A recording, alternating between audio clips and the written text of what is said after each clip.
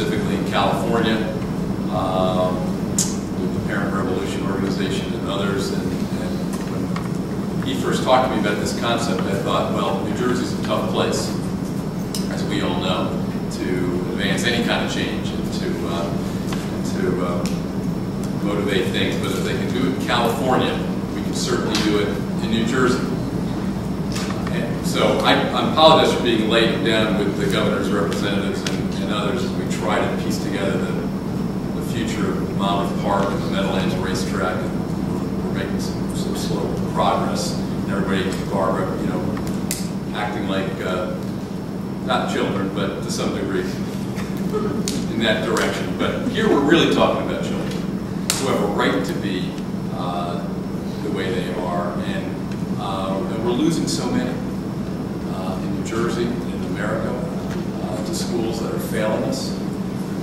And who cares about their kids more than moms and dads, more than parents? We can talk about things here in Trenton. We can fuss over them in school board meetings. We can have battles with the teacher union representatives and other representatives. But at the end of the day, parents care the most about their kids. And so it seems to me, when you live in a neighborhood, a troubled school district, and for years and years and years, that schoolhouse can't produce adequately. We have boys and girls who are going through that system and don't have a fair chance in life. And the body politic, the people otherwise chosen to help make things better, can't do it, then we ought to really, really empower those parents to make the change. And that's what this parent trigger legislation and concept is all about. If not in every place in New Jersey, not in every school district, but in the places that need help the most troubled places in New Jersey, parents can get together and say, we want to make a change. We want to make the change for our children. Not you. You don't know my son or daughter. I want to do it. And we're going to make a change to a charter school, or to a voucher program, or to a leadership change, whatever. And we can all argue and quibble about what those options ought to be. What the trigger can bring about. But the opportunity to empower those moms and dads to make a change for the better is something that we all ought to embrace. And I know that people around the country are talking about it. It's not just Republicans, it's Democrats. I think it's urban Democrats in California that brought the change about first. And now President Obama's former chief of staff is in Chicago running for mayor. And where do we stand with that election? He is mayor. He is mayor. He is the mayor. We talked about it during the campaign, and now as the incumbent mayor is talking about making a change in Chicago as well. So the governor of our state called for this in his reform package in September. And Greg Edwards is here, who advises the governor, as do others, on education policy. Maybe he can add a word when I sit down. But this is a concept whose time has come. I've talked to the chairman of the Senate Education Committee about it. She understands the problem. She's sympathetic. She may have some issues with the legislation as it's written, but that's the way the process works. And so we can get from here to there. So, Mark, thanks for being here. I know Norris Clark is here, who's heading up a unit at the Department of Education. He's here on behalf of the commissioner.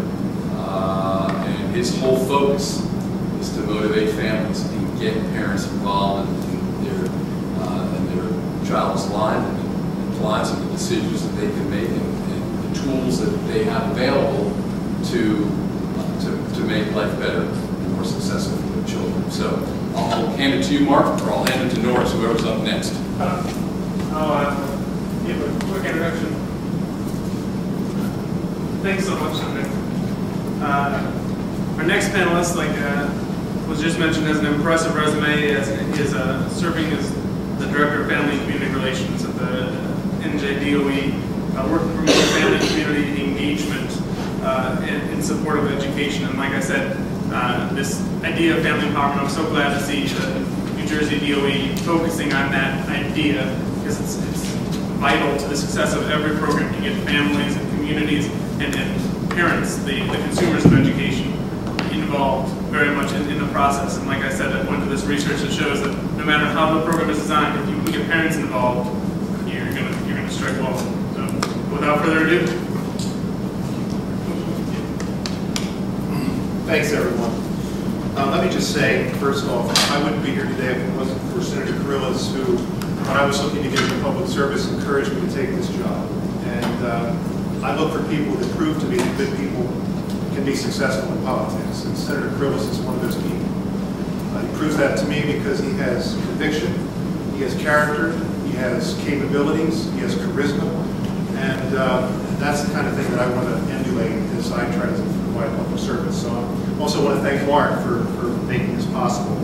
I'm here to talk about the challenges that we face and what we're doing at the Department of Education to meet them. First of all, the challenge.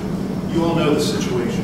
But as we look at it, if you look at the statistics, it may look from an aggregate situation like we're doing okay. When you get underneath the hood, the information is different.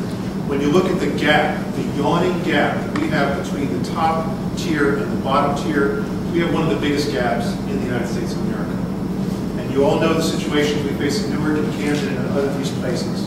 It is a big challenge, and if we care about our kids and look at them as individuals, we cannot rest day or night until every single child in New Jersey is college and career ready, regardless of their economic circumstances. If we can sit by and accept the fact that zip code becomes your destiny, then we're not the kind of human beings that we think we should be. So that's the challenge that we're facing. And in the context of reforming the system, there are three legs to this stool. We cannot think of reform without thinking of these three legs. One is the school system, obviously. The teachers is another piece of it, but the families is the key piece. Now, it's interesting to me, when the President of the United States gets up in the State of the Union and focuses on education, look, do you remember what he said? He always talks about how much his mother meant to him in the success. But here were his words. It's the family that first instills the love of learning in the child. Only parents can make sure the TV is turned off and homework gets done. We need to teach kids that it's not just the winner of the Super Bowl that needs to be celebrated, it's the winner of the science fair.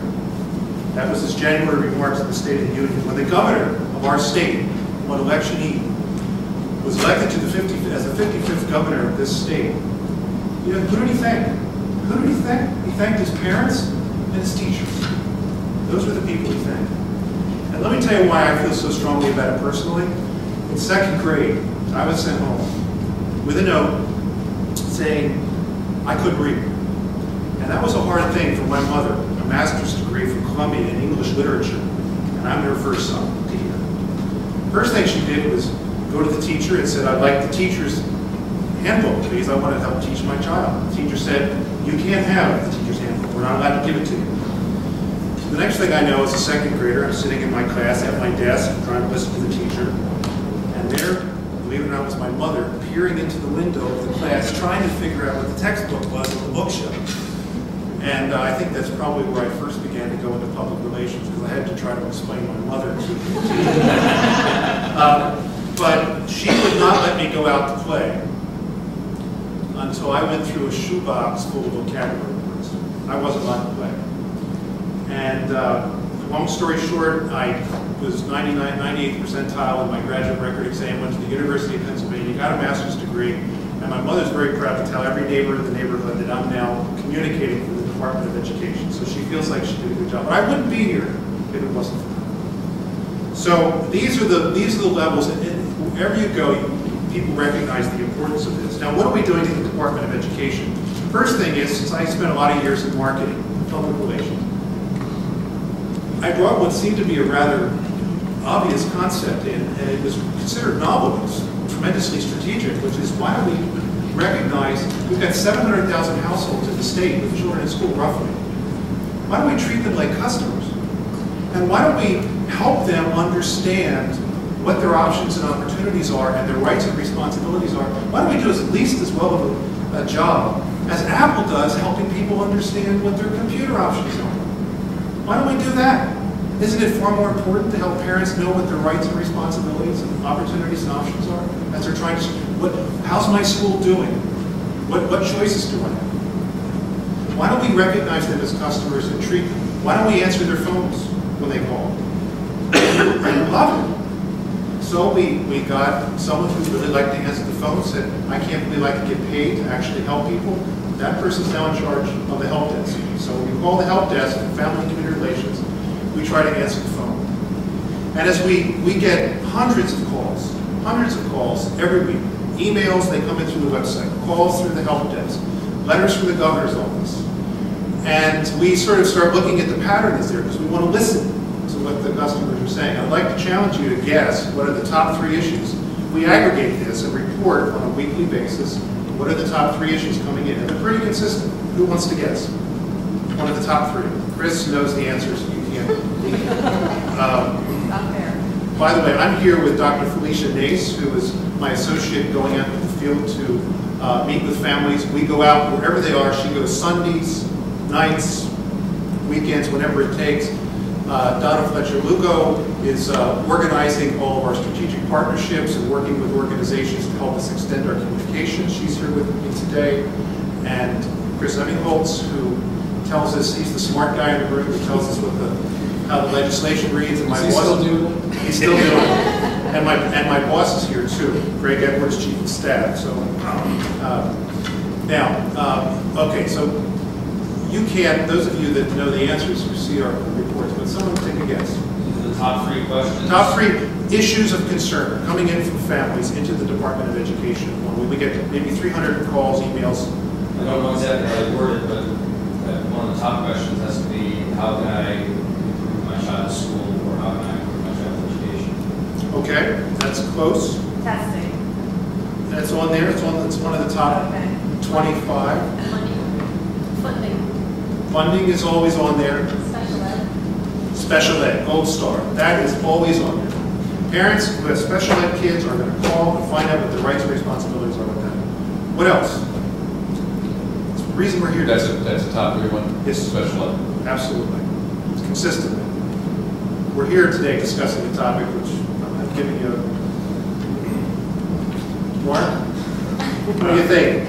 Choice. Thank you. Okay, so now I'm sure it's driven by the environment. Simply group. Consistently, choice is on there. And the third one is navigating the school system.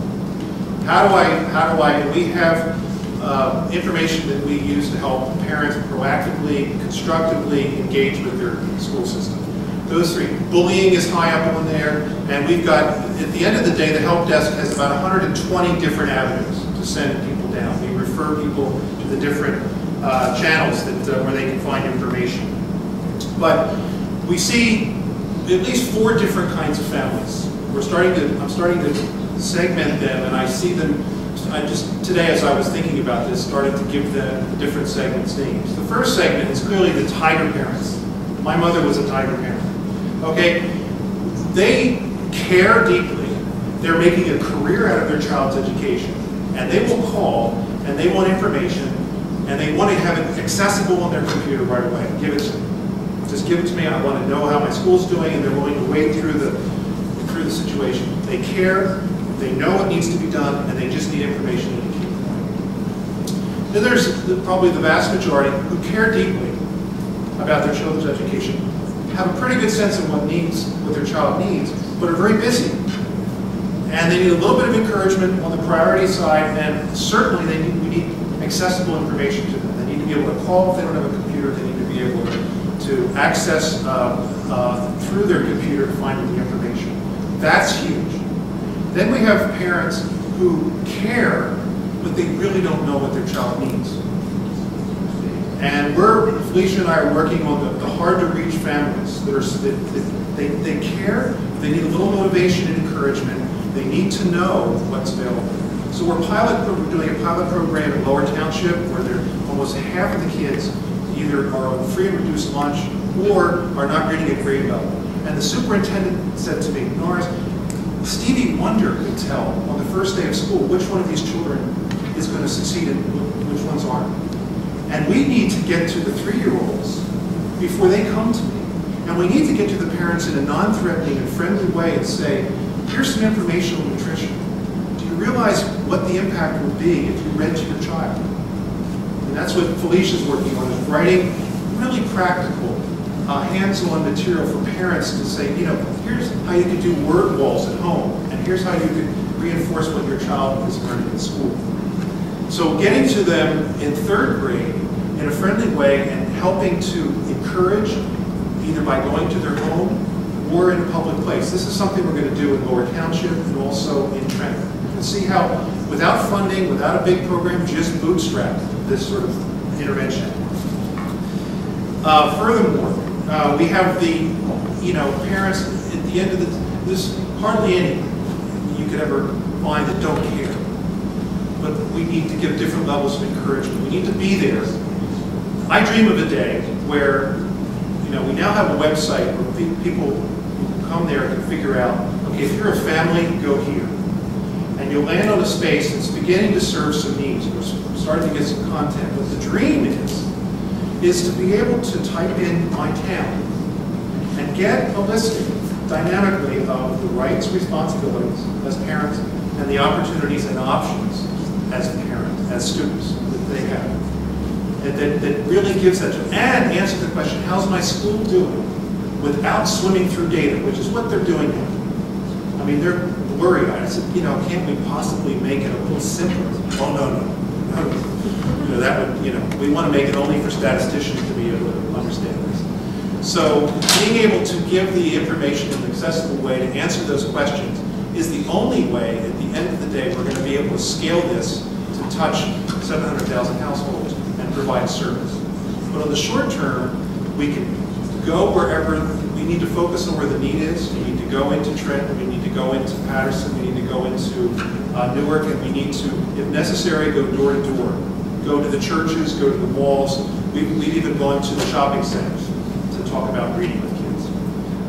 And it's eyeball to eyeball. So I hope that gives you a little bit. I just want to thank my team again, Donna and Felicia, who are here today to making this work. And by the way, I would need to close by telling you that, you know, this is what we're trying to communicate, that we're going to making the Department of Education more accessible. So we're trying to build up a list of people that care. We have njparents.com or njfamilies.com. That's all you have to remember. You don't have to remember 20 letters and 2 forward slashes. And a toll-free number, and then also a help desk number. So that's why we brought this. And I can go on. I think I'm going to turn it over. Heartland Institute should write about what Morris is doing. It's a good model for other departments out there around the states. Great, thank you.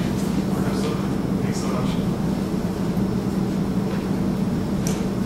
That's amazing work you guys are doing. Really impressed. A lot of students could learn from that leadership. Lastly, I'd like to welcome my colleague, Bruno Baron. He's a lifelong advocate for school choice, for school reform. He's our director for the Center on School Reform, and hopefully he can chat a little bit more about Parent Trigger nationwide and kind of policies. I'd like to remind everybody, legislators or anybody else, over here on the table you'll see a lot of different literature that we've written on the Parent Trigger, specifically in New Jersey, on the idea of parent empowerment, some of the 10 principles of school choice, which is kind of our go-to manual on what states should do to improve their school opportunities for people. And in October, we're having our 10th Emerging Issues Forum. Welcome any of you guys to come. Anybody that's a legislature or involved in administration comes for free to Chicago, and we talk about these and then many other issues. So thanks very much. Thanks, Mark. Well, Mark, as Mark mentioned, I go around a lot of places and do a lot of speaking on education reform and what I like to call education transformation. My title is the Director for the Center for School Reform at the Heartland Institute, which is a really cool title that they give me in lieu of pay. I'd love to have it changed to the Director for Educational Transformation, although that sounds a little bit frou-frou, but so be it. Most of the speaking that I do is in front of citizens and citizens groups that want to know what's going on with education and education reform. And that's about 80% of it. 20% of it is in front of groups like this, people who are involved in the system, who actually have to administer the system. So if in my communication it seems like I'm talking to a Tea Party group, please forgive me in advance. But it is important to put out on the table right away, not only the stakes, which I think we all know, we don't have to go into the details of how much we need to improve education, particularly for those who are suffering on the lower end of the achievement gap, but also the entire system can be improved in terms of spending and in terms of allocation of resources and in terms of what we need to do to compete with the rest of the world. So what I'm going to really try and do very quickly here is kind of take you through a few of the things that most of you probably already know to kind of put the parent trigger in context. When I talk about the education system, I kind of talk about the whole thing. My friend Bob Bowden, a New Jersey guy, he kind of made a tough title out of his movie, The Cartel. It's a little bit of a strongly worded statement, but we do have what I call a government education complex. And there's a lot of decent people, a lot of folks who really want to improve the lot of life of the people in the country through education who are involved in that complex. So you don't want to take the entire thing and throw it away. Just like the military-industrial complex, we have a lot of great people out and about in the world doing their level best to make all of us safer. And just because it's a large bureaucracy doesn't mean that the people who are inside that system are bad. But I think it has to be put on the table right away that the complex itself must change. What I try and do, and I'll tell you this in advance just so everybody has full disclosure out there, I'm one of the people that I'm skeptical of the word reform. I'm skeptical that the system can be reformed. I might be wrong, and I hope you all challenge me if you think I overstep my rhetorical bounds here. But we've seen outcome-based education in the 80s. We've seen the attempt to improve schools dramatically through the 60s with Sputnik, and that kind of worked for a little while. Then we saw new math in the 70s. Then we had No Child Left Behind. Now we have Race to the Top. And I think all of us have seen, after reading all the articles and looking at all the different things, we've all seen the potential value in some of these reforms, while at the same time having watched them kind of slowly hit the bog of jello, of mud, of quicksand that stops the whatever potential the reform might have, and it all slows down. And I think that that's the most important thing to focus on here, is that can the system be reformed, and if it is to be reformed, how do we do it? And if it can't be reformed, how do we succeed in improving education? And somewhere on either side of that divide, I think, is where the truth lies. Really quickly, I'm going to take you through a lot of the reforms that we already all know about. Everybody in this room is probably familiar with the concept of tuition tax credits, where if you, there's two ways to do it. If you send your child to a private school, you get a tax credit on your tax bill. No one's really done a tuition property tax credit, though that would be an interesting policy to write up.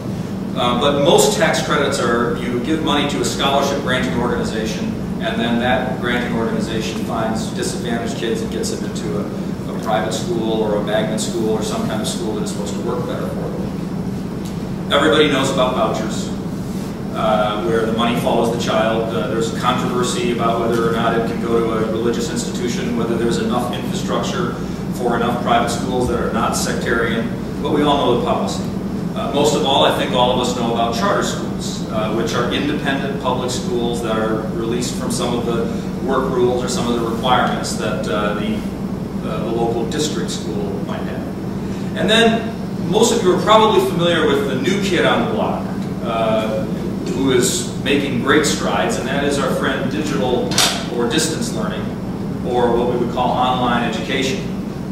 And how many are familiar with blended charters like the Carpe Diem, or some of the blended charter models that are going on out there? This is another reform that is out there on the horizon that is rapidly showing the speed at which kids can improve. And there's some evidence. There hasn't been a full-blown study yet. There's been a meta-study by an organization called the Innosight Institute that kind of has looked at what technology can offer. But we're seeing a potential for explosive advancement in blended charters. And I can answer questions on what those are. I'm trying to get through a lot of this stuff quickly. Each of these 4 reforms, they have their advocates who, quite frankly, make it sound like their flavor of reform is a silver bullet. If only we can get vouchers for all the kids, everything is going to be better. No tuition tax credits are better. Blended learning is going to solve everything under the sun. And I think we kind of all know better, looking at some of the expansion of charters, for example, and some of the difficulties that have happened with that none of these reforms, whether it's any one of the 4, is going to be any kind of a silver bullet. But what the parent trigger is, and you have to be careful after, you can imagine communicating this after the events in Arizona, but the way I put it, and I apologize in advance if anybody's offended, but these are all bullets, whether they're silver or not, and we've lacked the delivery mechanism. And the parent trigger is the gun. And whatever you do with the parent trigger, you have the way the law is set up, you have your method of measuring a school, and then then you come up with your threshold. And then if the school is failing, the parents have a mechanism by which they can trigger that school, they can trigger a change in that school, and then you have your options. Charter, voucher, 70% of the staff being changed, empowering the principal to be accountable and capable of improving the school. And this is where the most important part about this comes in that Mark already spoke about, and it's in one of the sheets over there. There is evidence that parental empowerment itself is the key. That any one of the reforms, or quite frankly, if you think I'm too skeptical and you wish to prove me wrong and you say there's a way to save the existing system, there is a way to reform it, parental empowerment is what that reform is. And this comes from the parental empowerment, the evidence that we have over there. In a study of 22 parental empowerment programs, and this is actually a relatively old study, if I'm not mistaken, Mark can tell you the date, they found that all 22 of these programs, regardless of what the reform was, produced significant achievement gains.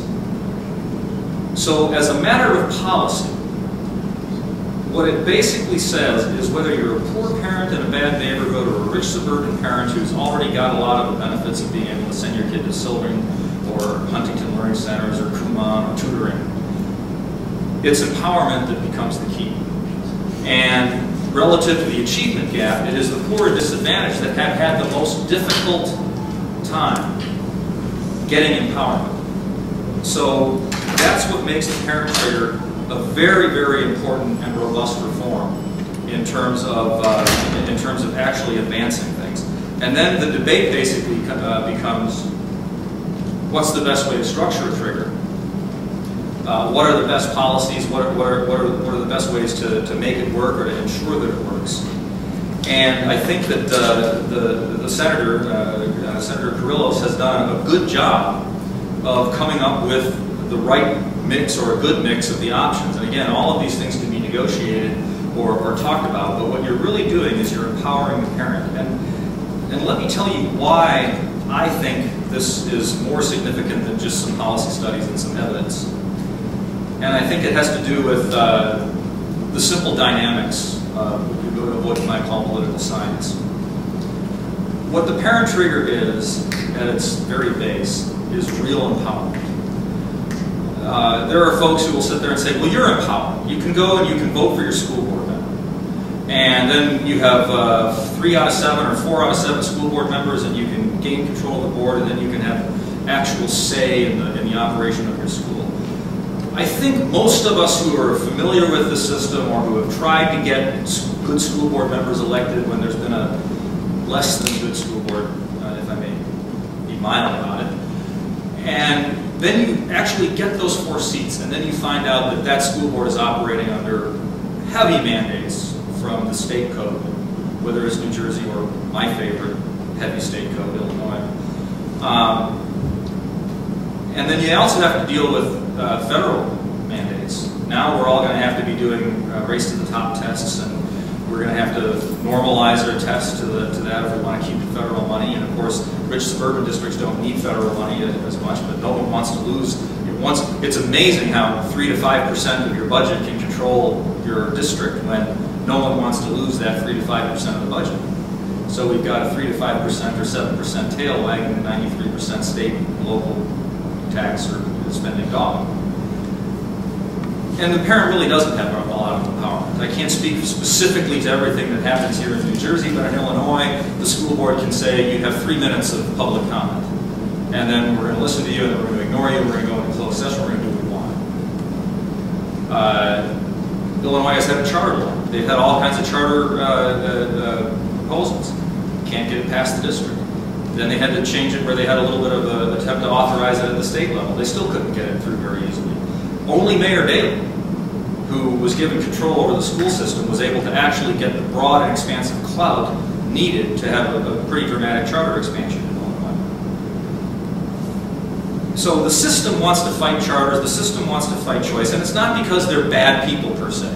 It's because it's a system. And they want to keep control, because that's what systems do.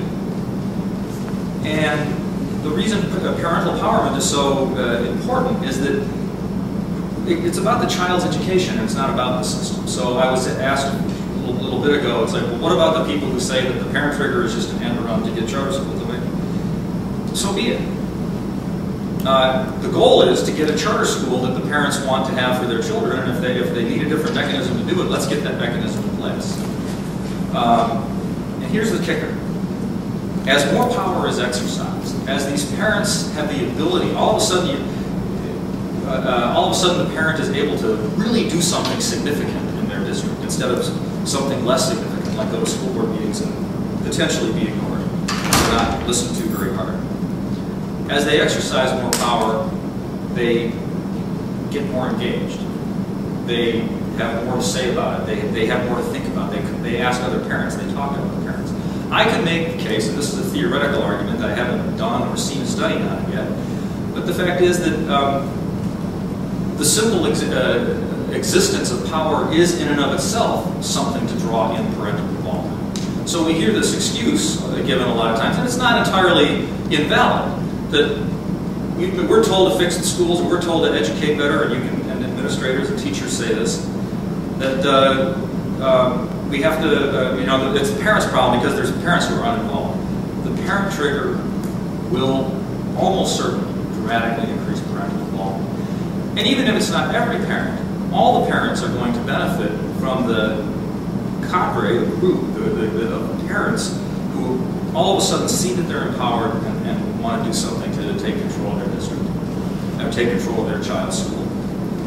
And once that power happens, choices expand and they don't contract. And I would argue, and I can understand why some people might disagree, but I would argue that what we really need for our education system is a dramatic expansion of choices. And it's not that the people who are in the system are bad or haven't done a good job personally, per se. It's that if you look at how the district system is structured, and if you look at across the country, and again, it's different from state to state a little bit, but not that different. If you look at the way the district system is structured, I would make the case that no amount of resources, no matter how allocated, will be able to meet the needs of every child, of every special education child, of every gifted child, as well as an empowerment-driven system where the parents are saying, this is what my child needs, here are the options, and there's numerous ways to maintain a robust public education system with an expansion of choices driven by what the parents and what the citizens also may want. I'm going to take a few seconds here to kind of talk about some of the objections that come up to the parent trigger, and then I will stop talking and take questions. And have everybody who spoke should be up for questioning on the concept and the idea and the legislation. Number one objection people use quite often is the parent trigger circumvents the local control of the duly elected district. I disagree. I don't think there's anything more local than parents whose child attend the school saying, we the local parents of this local school want to change the governance model of this school. I would argue that would be local control that supersedes a district bureaucracy or a state bureaucracy. The other thing I would, that people say about the parent trigger is that the parent trigger is disruptive. Look at what happened in Compton. It's setting parent against district and parent against parent, and there's all these people arguing about things. And I guess the only answer to that is yes. And given the situation we have with education across America, a little bit of disruption is not necessarily a bad thing. I think you know, Thomas Jefferson said a little bit of revolution now and then isn't a bad thing. And I think what we need here is a little bit of a way to, you know, push the system along a little further and a little faster. And here's why I think both those excuses kind of fall by the wayside. And I don't have a little cutout of a. I'd love to take a picture of a child who's attending a failing school, and you know, talk to him and meet him and say, "This is Bobby." I couldn't bring Bobby around to every single one of my presentations, but just a little stand-up cutout of Bobby. And I'd like to ask everybody who has objections to this law, saying, "Okay, no law is perfect, and this law changed the system. How long should Bobby wait for a good education? How long should the system have to get it right?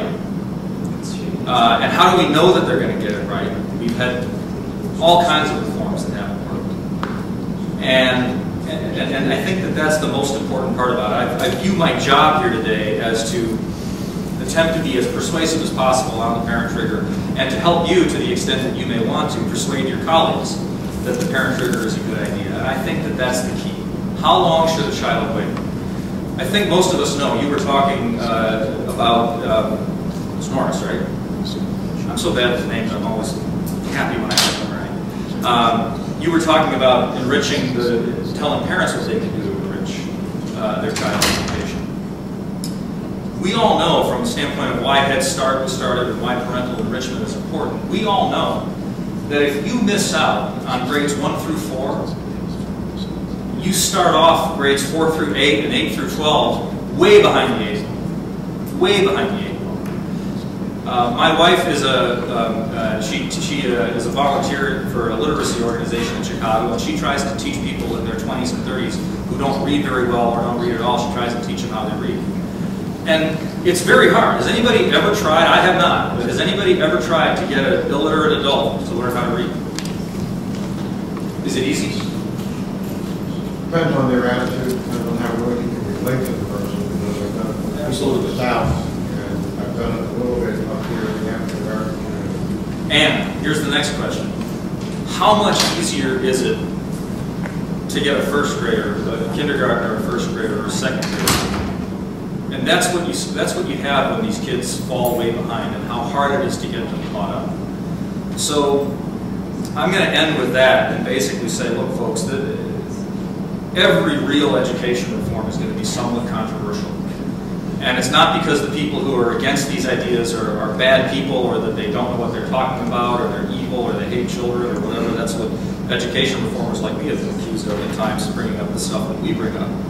The fact is that we've got to drive this change faster and harder, because the system has had 50 years of all kinds of reforms, and it's had 50 years, if not longer, of inflation-adjusted increased spending. And those things, while they've been helpful in some areas, haven't really gotten us where we need to be. So that is why transformative, robust changes like the parent trigger are necessary, and I'd be more than happy to take any questions. And if you have any for Mark or Norris or the Senator, actually the Senator's not here. Any questions?